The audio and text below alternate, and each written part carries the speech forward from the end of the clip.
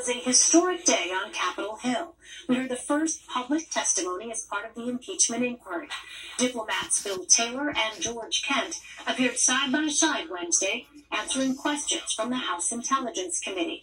Taylor is the top U.S. diplomat in Ukraine. Kent is the Deputy Assistant Secretary overseeing policy in the region. Both previously testified behind closed doors. In his opening statement, Taylor revealed something new that was not included in his private deposition. He says a staff member overheard a call between the ambassador to the European Union, Gordon Sondland, and President Trump. Taylor says this happened in July, one day after the now highly scrutinized conversation the president had with Ukraine's leader. A member of my staff could hear President Trump on the phone asking Ambassador Sondland about the investigations. Ambassador Sondland told President Trump the Ukrainians were ready to move forward.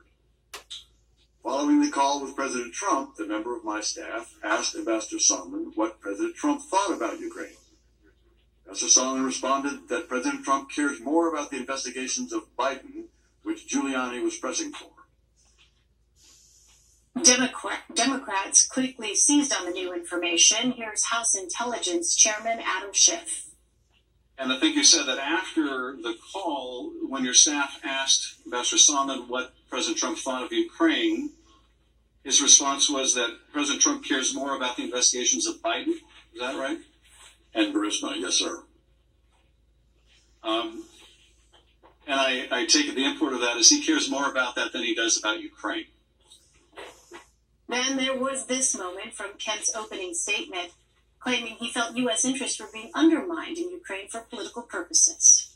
It was unexpected and most unfortunate, however, to watch some Americans, including those who allied themselves with corrupt Ukrainians in pursuit of private agendas, launch attacks on dedicated public servants advancing U.S. interests in Ukraine. In my opinion, those attacks undermined U.S. and Ukrainian national interests and damaged our critical bilateral relationship. Meanwhile, Republicans repeatedly highlighted their views that both of these witnesses were not relying on first-hand accounts. Ranking Member Devin Nunes claimed the investigation was politically motivated. And yet now, here we are. We're supposed to take these people at face value when they trot out a new batch of allegations. But anyone familiar with the Democrats' scorched earth war against President Trump would not be surprised to see all the typical signs that this is a carefully orchestrated media smear campaign. President Trump said he was, quote, too busy to watch the hearings. He met with Turkish President Erdogan at the White House. However, he was tweeting throughout the day and told reporters this after the testimony was over. All third-hand information, nothing direct at all. It can't be direct because I never said it. And all they have to do is look very, very simply at the transcript. If you read the transcript, this was analyzed by great lawyers. This was analyzed by Greg Jarrett. It was analyzed by Mark Levin. It was analyzed by everybody. They said this statement that I made, the whole call that I made with the president of Ukraine was a perfect one. First, we have coverage from the White House, where CBS News White House correspondent Ben Tracy is standing by. So, Ben, we just heard that clip from President Trump. What else do we know about how the White House is reacting to the way Republicans in particular handled this testimony? Well, at that news conference, President Trump doubled down, saying that he did not watch a single minute of this testimony today. He called it a hoax. Part of that is circumstance. The president had the president of Turkey here today, so he was in meetings all day and really couldn't sit down and watch this testimony as he might on a day where he had a lighter schedule. But some of that is also optics. The White House wants to make the president look like he is still being president, that he's doing the business of the people, and they want to make what's happening at the Capitol seem silly by comparison. So there is a little bit of a strategy there. We can tell you that people here at the White House were definitely watching the coverage of these hearings, and they were sending out kind of a rapid response talking points all day long about the testimony as it was happening. And a lot of that boils down to a phrase they used. They said, new testimony, same old hearsay. there is still no quid pro quo. Now, in response to that bombshell that Ambassador Taylor dropped today, that basically his staff said that they overheard Ambassador Sondland on the phone talking to President Trump, and they were talking about investigating the Bidens. The president was asked directly about that at this news conference today, and he said, quote, "I know nothing about it. I've never heard it." He did not specifically say it never happened. He just said, "I know nothing about it." Basically, what we're hearing here at the White House is that officials here at the White House, the president himself, they have said they don't think impeachment is a good thing for the president because it is a stain on his legacy, but they almost see it as a foregone conclusion. They're not worried about it impacting the president with his base. If anything, they think just fires up the base instead of turning them off. Ben Tracy, thank you very much, Ben. Let's bring in the rest of our panel: Olivia Gazis, Anita Kumar, Eugene Scott, and Ricky Kleeman. Olivia is a CBS News intelligence and national security reporter. Anita is a White House correspondent and associate editor at Politico. Eugene is a reporter for the Washington Post, and Ricky is a CBS News legal analyst. Welcome to all of you. Olivia, what more do we know about this phone call Bill Taylor revealed in his testimony? Right, so this was arguably the biggest revelation of the day, Elaine, apart from the fact that the hearing happened itself. But David Holmes, who CBS News confirmed to be the staffer in question, is a mid-career Foreign Service official, by all accounts a serious and well-respected professional. We spoke to the former Deputy Secretary of State, Bill Burns, who said he was one of the best he'd ever served with. And Holmes, according to Taylor's testimony, has offered a new direct link between the president and this order for investigations, a clearer link than we have heard before. So as you recap there, Holmes apparently was in a restaurant at the time that Ambassador Taylor and Volker were at the front lines. He was instead with Ambassador Sondland and overheard this conversation between the ambassador and President Trump, in which the aide said that he heard the word "the investigations" uttered by President Trump, and that when he then asked Ambassador Sondland about what the president thought of Ukraine, he was told that the president cared more about the investigations into Joe Biden.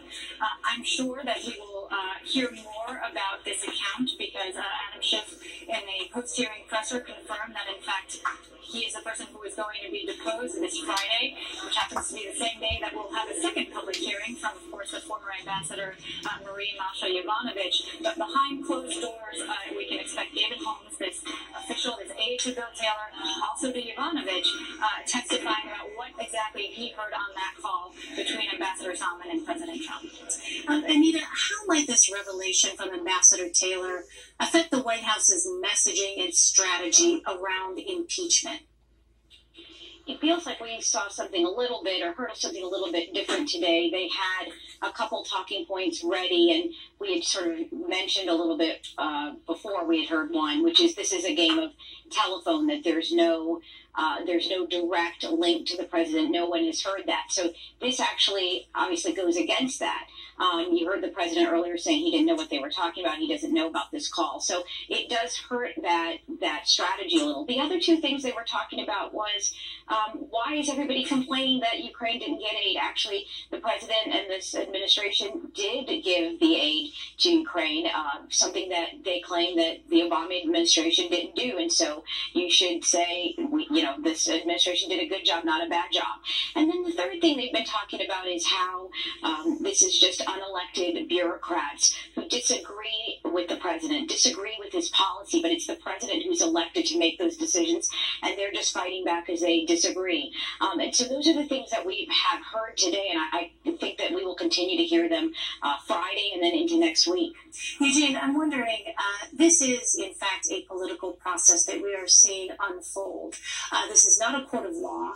And ultimately, if in fact it comes to the point where members of the House decide that they will go ahead and proceed with drafting articles of impeachment, it then goes to the Senate for trial. Based on the line of questioning that we heard from Republicans in particular today, as well as some of the reaction in between during those breaks from people like Congressman Mark Meadows, for instance, is there any indication that there may be movement among Republicans based on what we heard today? Not as of yet. I think what we saw from Republicans this time around is that they are strongly behind the president, defending him and his actions and his conversation and behavior, believing that he did not do anything that was, in at risk of being a high crime or a misdemeanor. And that's going to be very interesting when it comes time to address these issues in the Senate, because while we have Republicans in the House consistently saying that nothing inappropriate was done, we have Republicans in the Senate who believe that something was done, but it was not inappropriate, and that something obviously being the quid pro quo. And so the strategy seems still to be very different from both groups of Republicans, depending on where they are in Congress, and whether or not they're going to be on the same page anytime soon, especially after today, remains to be seen. Ricky, let me turn to you. As I just mentioned, this is not a court of law. Really, this is about the court of public opinion. Nevertheless, we hear things like due process. We hear things like claims of hearsay. As a legal expert, give us some context here for understanding in a court of law what is hearsay, and in a procedure like this, is due process part and parcel of that procedure? Well, let me start with the second. When we consider due process is always something we consider in a criminal case. And the Constitution and the constitutional amendments, particularly the 14th, provide for it. And when we look at what process is due, what we're talking about for the president to call his own witnesses, for the president really to have his lawyers come in and cross-examine witnesses, that happens at the time of a trial. If you're going to analogize it to a criminal proceeding, the trial takes place in the Senate. If we look at this process, which is the question of whether or not there will be a formal accusation, it is much more analogous to the grand jury. And in the grand jury, the defendant does not have a right to be present. The defendant does not have the right to have counsel present. There is no cross-examination of the government's witness, since the government gets to give its own case in a private room. So what's happened here is this is like a hybrid. Although we're dealing with the ultimate question of whether or not what we see this week, next week, perhaps even further weeks, will then go to the Judiciary Committee for the Judiciary Committee to decide by a majority vote whether or not it will go to the full House. So I would say, looking at today, you had a lawyer for each side. You had all of those congressional people able to ask questions or make speeches, that the president got a lot of due process. Eugene, President Trump has repeatedly said this is all about his efforts to root out corruption in Ukraine.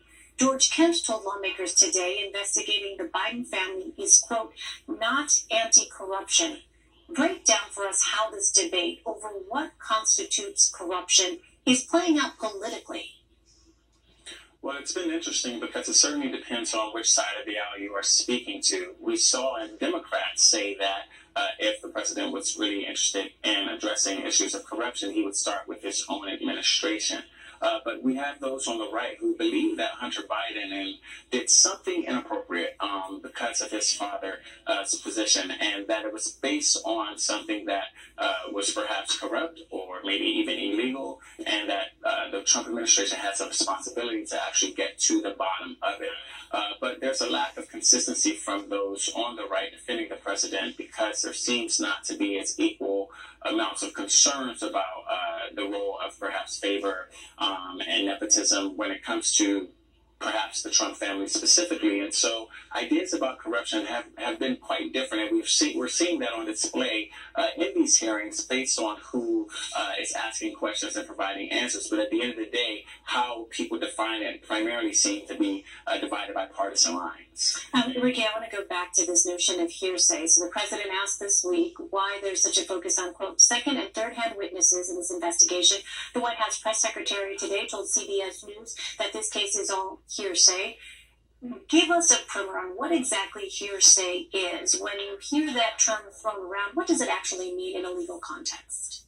If I see you walking down the street with Joan Smith, I can say I have seen you because I'm a direct witness to what I have seen. If I also get close enough to you and Joan Smith, and I can hear you, I can also repeat what you say because I have directly heard it. However, if at some point you come up to me and say, Ricky, John Smith told me the following, well, that's hearsay. So the president and his colleagues who are criticizing the fact about hearsay is that the whistleblower's complaint is clearly based on hearsay. There are people who were involved in the call who then let the whistleblower know about their particular concerns, and this person, the whistleblower, reports it. However, those people who are on the call, who heard what was said, they can testify to it directly, which brings us to Bill Taylor, Ambassador Taylor's addendum today about having a staff member allegedly hear the president have a call with Mr. Sondland. I say that Gordon Sondland is the most important witness in this case. At least as far that I know. And Gordon Sondland will arrive next week, and we will get to hear from him because he's the one who's having direct conversations with the president. So, Olivia, when we are talking about these second-hand witnesses, the White House has previously blocked those closer to the president from appearing. That includes former National Security Advisor John Bolton and acting White House Chief of Staff Mick Mulvaney. How might that complicate Republicans' defense? Well, I think as Ricky just elaborated, it may weaken it because it exposes something of a contradiction, of course, because these are people who arguably are better equipped to testify, but the White House is nevertheless preventing them from doing so. They've made the same argument about the whistleblower not having first-hand knowledge, but we now know that the ICIG in fact confirmed that the whistleblower had at least some first-hand knowledge. It's a moot point anyway because the Democrats are never going to let that person testify out in the open.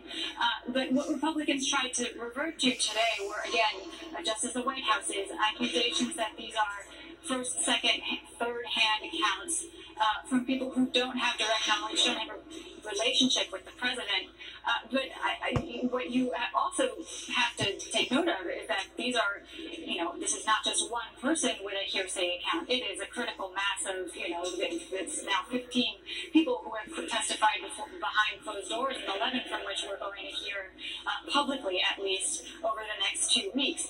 And those accounts have all sort of centered around the same narrative and the same sort of set of facts. The Republicans did very little, I think, today to poke holes in those things. They did raise sort of the sort of standard criticism that this is a continuation of the Russia hoax. You heard the ranking member, Devin Nunes, today say, to Kent and Taylor seated before him, that they were part of the, quote, low-rent Ukrainian sequel to those hearings. So those were attacks that were sort of, a bit more superficial. They didn't really undermine the credibility of either man. They didn't really go after or poke holes in their recollection of events. They mainly said that they were at a distance that was, not entirely persuasive from the facts at hand, and that's something that I think you'll see them continue to use as a tactic, as we have more of these public hearings.